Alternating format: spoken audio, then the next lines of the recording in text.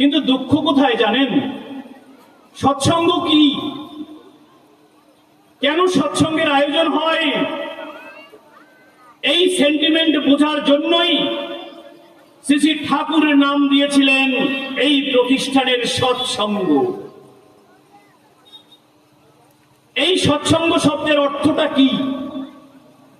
সৎ কথাটি এসছে অস ধাতুর থেকে। এই অস ধাতুর মধ্যে আছে সত্তা, অস্তিত্ব আর বিদ্যমানতা। আর সঙ্গ এসেছে সনস ধাতুর থেকে, যার অর্থ হচ্ছে অনুরাগ, আসক্তি আর মিলন। তাহলে সত্তা, অস্তিত্ব, বিদ্যমানতা, অনুরাগ, আসক্তি আর মিলন। তাই আজকের বিভিন্ন প্রান্ত থেকে একটি মিলন মেলার আয়োজন করেছে। এই মিলন মেলার সর্বশ্রেষ্ঠ যে পর্বটি, সেটি হচ্ছে এই আলোচনা সভা। এই আলোচনা হচ্ছে সবচেয়ে বেশি গুরুত্বের। তাই প্রত্যেকটি ধর্মশাস্ত্রের যে জিষ্ট, সেখানে বলেছে তুমি কীর্তনের আয়োজন করো, তুমি শ্রীমদ্ ভগবত গীতা পাঠের আয়োজন করো, তুমি ভাগবত পাঠের আয়োজন করো, তুমি পদাবলীর আয়োজন করো, তুমি কবি গানের আয়োজন করো। যদি কেউ ধর্মসভার আয়োজন করে, যদি কেউ ধর্মসভার আয়োজন করে, ওই ধর্মসভার যে আয়োজন করে, ওই ধর্মসভায় যারা উপস্থিত থাকে সবার পূর্ণ হয় 4 গুণ। সবাই একবার বলি জয় গুরু।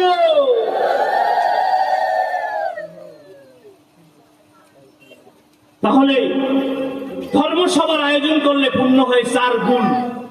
যত কিছু আপনি আয়োজন করবেন, তাহলে সেই সৎসঙ্গে বসে আপনি যদি আমায় প্রশ্ন করেন, দাদা আলোচনা শোনার আর সময় নাই, তাড়াতাড়ি যেতে হবে, কেন যাবেন?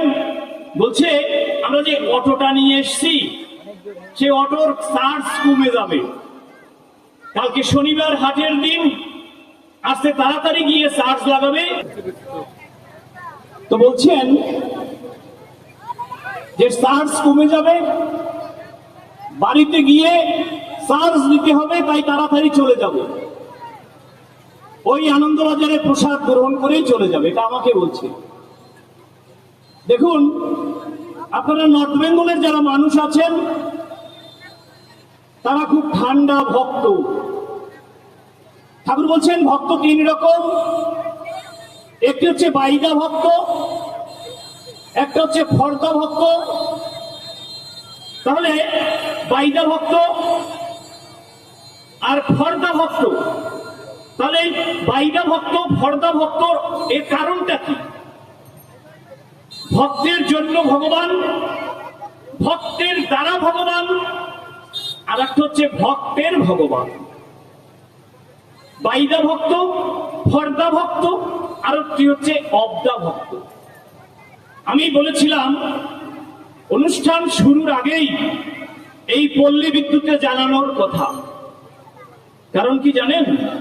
যদি তাদেরকে জানানো হতো যে সৎসঙ্গের টাইম আমাদের 1.5 থেকে 2 ঘন্টা, এই 2 ঘন্টার মধ্যেই বর্তমান আচার্যদেবের আদেশ 1.5 ঘন্টার বেশি কোনো উৎসবের তারিখ নেই, সময় নেই। প্রত্যেকটি উৎসব, আমরা চিটাগাঙে উৎসব করি, একটা উৎসবের ব্যয় হয় 1.5 কোটি টাকা। ঠাকুরের পাল্লারের ফুল আনা হয় 4 লক্ষ টাকার ফুল। বরিশাল বিভাগীয় উৎসবে 8 লক্ষ টাকার ফুল দিয়ে ঠাকুরের এই বিগ্রহ সাজানো হয়। সেখানেও টাইম কিন্তু 1.5 ঘন্টায় উৎসব।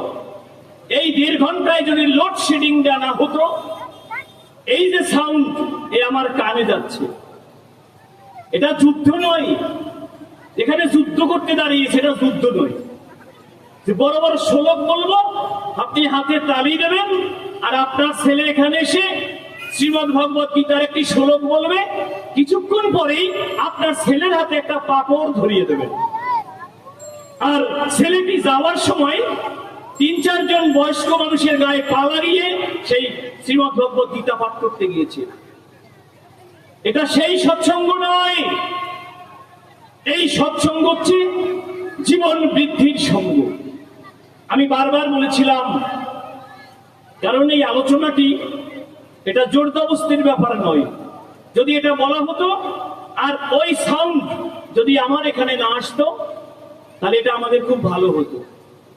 কারণ ঠাকুর অনুকূল চন্দ্র তিনি কে, তার কথা বলার জন্যই আজকের কিন্তু এই অনুষ্ঠানের আয়োজন করা হয়েছে। আপনি আনন্দবাজারের প্রসাদ নেবেন, সেটা তো সমস্যা নেই, সেটা ঠিক আছে। প্রসাদ, এই প্রসাদ শব্দের কি অর্থ? প্রসাদ শব্দের অর্থ হচ্ছে প্রকৃষ্ট রূপে যে স্বাদ গ্রহণ করা হয়, তাই হচ্ছে প্রসাদ।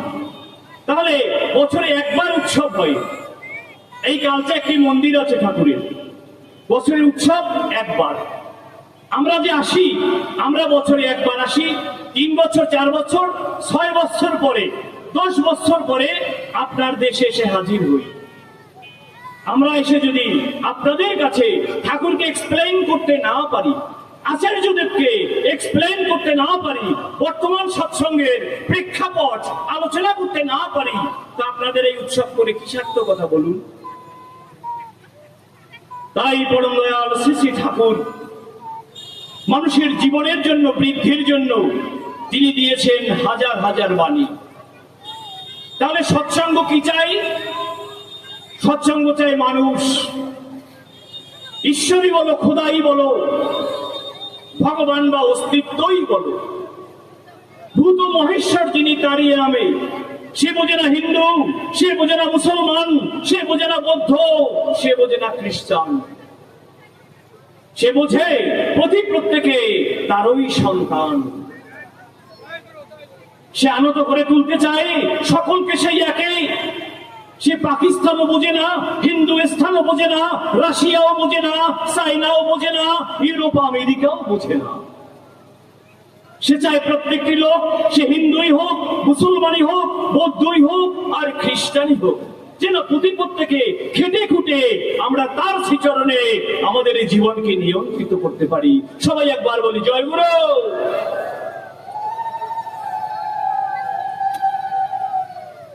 তাই শ্রী ঠাকুরকে প্রশ্ন করেছেন, Thakur what is the definition of dharma? Thakur ধর্ম কাকে বলে? ঠাকুর একটি ওয়ার্ড ইউজ করেছেন, সেটি হচ্ছে common sense is called by dharma. ধর্ম কি? ধর্ম হচ্ছে কমন সেন্স, আর কমন সেন্স মানে হচ্ছে সহজ জ্ঞান। এবার প্রশ্ন করেছেন Thakur, what is the kind of dharma? What is the kind of dharma? Thakur বলেন, dharma never becomes many. Dharma never becomes many, it is always one. It is always one. There is no variety of it. কি বললেন? ধর্মের প্রকার ভেদে ধর্ম কখনো বহু হয় না। ধর্ম এক, আর তার কোনো প্রকার নেই। তাই সত্য অনুসরণে ঠাকুর বলেছেন, first of all we must waste for an weakness, we must be bold and brave for weakness. সর্বপ্রথম আমাদের দুর্বলতার বিরুদ্ধে যুদ্ধ করতে হবে। তাহলে দুর্বলতাটা কি? এই দুর্বলতা হচ্ছে আমার জীবনের নয় আকারের না। আমি ঠাকুরের দীক্ষা গ্রহণ করেছি, অনেকে ভাবছি আমি ঠাকুরের ষষ্ঠী ব্রত নিয়েছি, আমার পাঞ্জা হয়েছে, আমি যাজক হয়েছি, আমি অধৈর্য হয়েছি, আমি এসপিআর হয়েছি, আমি পিআর হয়েছি। পিআর হচ্ছে প্রতিঋত্বিক। ঠাকুর প্রত্যেকের জন্য প্রত্যেকটি দায়িত্ব বন্টন করেছেন। একটি ঋত্বিকের প্রতি ঠাকুর দিয়েছেন 32টি দফা। শুধু দীক্ষা দিলেই হবে না। ঠাকুর বলছেন, দীক্ষা দেওয়ার পরে প্রত্যেকটি যজমানের প্রত্যেকের খবর নেওয়া প্রথমে তোমার দায়িত্ব। ওই যজমানের বাড়িতে একটি লাউ গাছ লাগিয়েছে, একটি কুমড়ো গাছ লাগিয়েছে, গাছ খুব বৃদ্ধি হচ্ছে, কিন্তু গাছে ফলন হচ্ছে না। What is the motive behind it? কেন ফল হচ্ছে না? ওই ঋত্বিকের তার বাড়িতে গিয়ে বলতে হবে, আপনি এই স্প্রেটা করুন, করে আপনি এই গাছের পরিচর্যা করুন, তাহলেই সেই গাছে ফল আসবে। এমনি করে 32টি দফা দিয়েছেন তাদেরকে। আমরা কি করছি?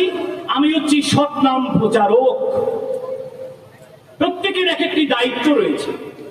ঠাকুর বললেন, কামার কুমার, সুতোর তাঁতি, কুলি মজুর, মেথুর ভাই, ছোট নয় কেউ, সমাজসেবী, মনে রেখো সর্বদাই। কামার কুমার, সুতোর তাঁতি, কুলি মজুর, মেথুর ভাই, ছোট নয় কেউ, সমাজসেবী, মনে রেখো সর্বদাই। তাহলে শ্রী ঠাকুর অনুকূল চন্দ্র তিনি কাউকে ছোট করতে আসেননি, তিনি কাউকে বাদ দিতে আসেননি। আমরা যারা ঠাকুরের দীক্ষিত আছি, অন্য মত পথের যারা রয়েছে, তারাই আমাদেরকে বলে আমরা কৃষ্ণকে মানি না। কি আপনার দেশে বলে না? বলে কি মায়েরা? বলে না? বলে। কথা বলতে হবে। গালে হাত দিয়ে আছেন কেন? এটা গালে হাত দিয়ে জাগার নয়, এটা অনুষ্ঠান, ঠাকুরের আলোচনা সভা, আনন্দের জায়গা। সারা জীবনে তো গালে হাত দিয়ে থাকলাম, কারণ বসে আছেন এখানে, মন পড়ে আছে বাড়িতে, মুরগিগুলি ঢুকানো হয়নি, হাঁসের অবস্থা খারাপ, গরু চড়ে নিয়ে যাবে, এমনি ভাবছেন। কিন্তু আমরা যে একটি বাণী জানি, ভাবছো বসে কি চলবে কিসে, তারপরে কি ভাববার, কি মা ভাববার, তুমি কে? আমার মনে থাকে না তো, একটা সমস্যা। ভাববার যিনি, ভাবছেন, তারপরে কি আছে? তিনি, তারপরে কি আছে? তুমি ভাবো তাকে। তাহলে ভাবছো বসে চলবে কিসে, ভাববার তুমি কে? ভাববার যিনি ভাবছেন তিনি, ভাববার যিনি ভাবছেন তিনি, তুমি ভাবো তাকে। তাই আমি কোথায় এসছি? আমি এসছি ঠাকুরের এই সৎসঙ্গে। আমার এই ঠাকুর, আমার এই ঠাকুর ছবির ঠাকুর নয়। আমার এই ঠাকুর কথা বললে কথা কয়, কিন্তু তাহলে কি আমার সাথে ঠাকুরের তো দেখা হয় না? কেন দেখা হয় না? যে ডাকে হবে দেখা, সে ডাকটি আমার হয়নি শেখা। যে ডাকতে আমার দেখা হবে, সে ডাক যে আমার শেখা হয়নি। তাই প্রভুর সাথে আমার কথাও হয় না। আর আমার পরিবারে আমরা সুখী নেই। বসে আছেন এখানে, আপনি ডায়াবেটিক্সের পেশেন্ট, আপনি প্রেশারের পেশেন্ট, স্বামী স্ত্রীর দ্বন্দ্ব, স্ত্রীকে সহ্য করতে পারছে না, আপনার ছেলে মেয়ে আপনার আউট অফ কন্ট্রোল। আপনি কি করে শিখাবেন? কোথায় শিখাবেন? এমন কোন প্রতিষ্ঠান, এই সনাতন ধর্মের এমন কোন প্রতিষ্ঠান নেই যে প্রতিষ্ঠানে মানুষ তৈরির কারখানা রয়েছে, তা একমাত্র রয়েছে সৎসঙ্গে।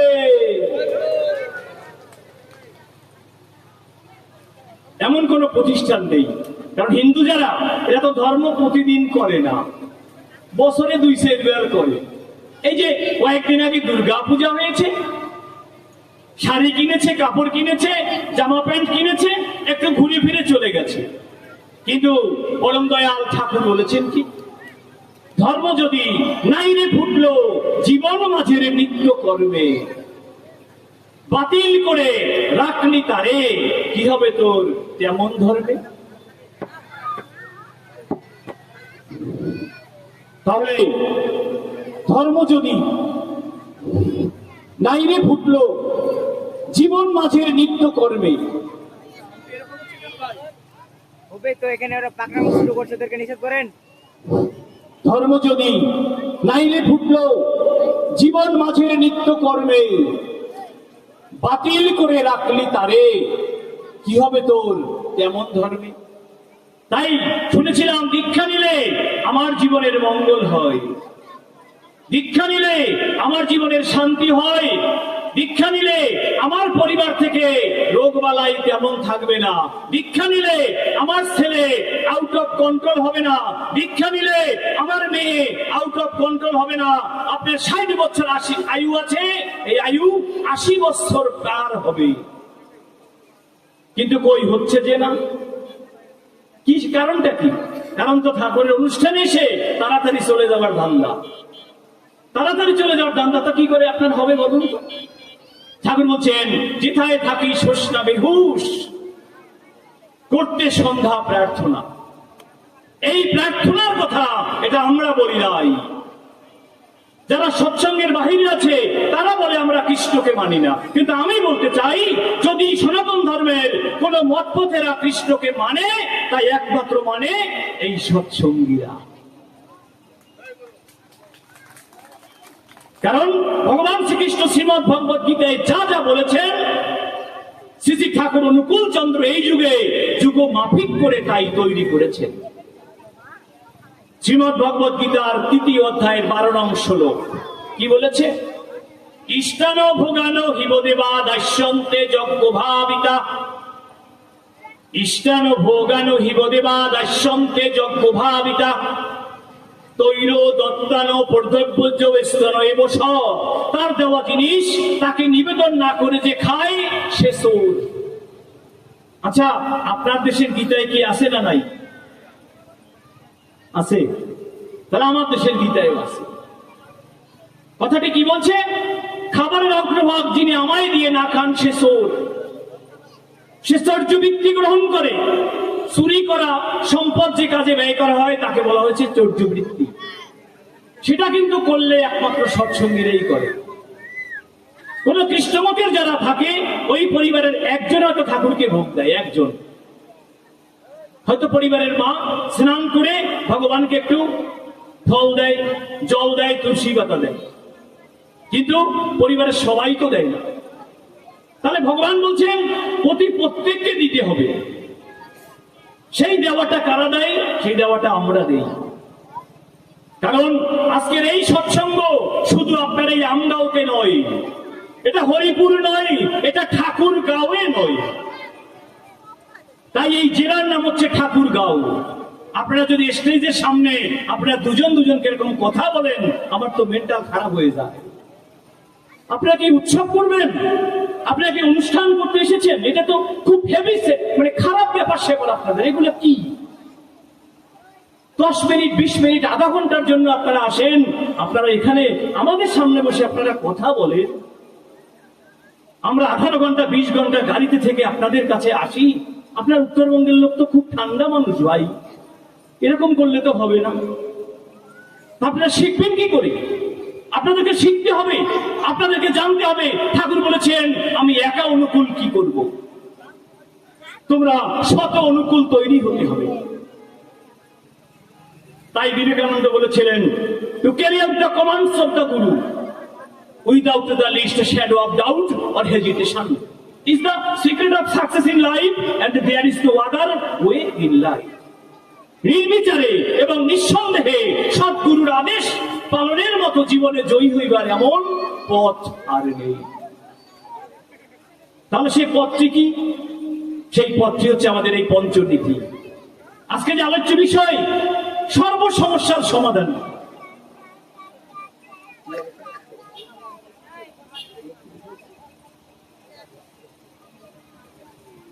আজকের যুগ সমস্যার সমাধানে, আজকের এই যুগের কি সমস্যা? আমি যা বলি আমি তা করি না, আমি যা বলবো তা আমি করব না। আর ঠাকুর কি চেয়েছেন? সাররে মন কপট চাতুরি, আর বদনে বলো হরি হরি। কলে কপট চাতুরি কি? মুখে একটা অন্তরে আর একটা। এটা আমি করবো না। আমার মুখেও যেটা থাকবে আমার অন্তরেও সেটা থাকবে। যদি থাকে তাহলে আমি ঠাকুরের মানুষ হয়ে উঠতে পারি। তাহলে সত্যেনদা যে অনুষ্ঠানের আয়োজন করেছেন, কেন করেছেন?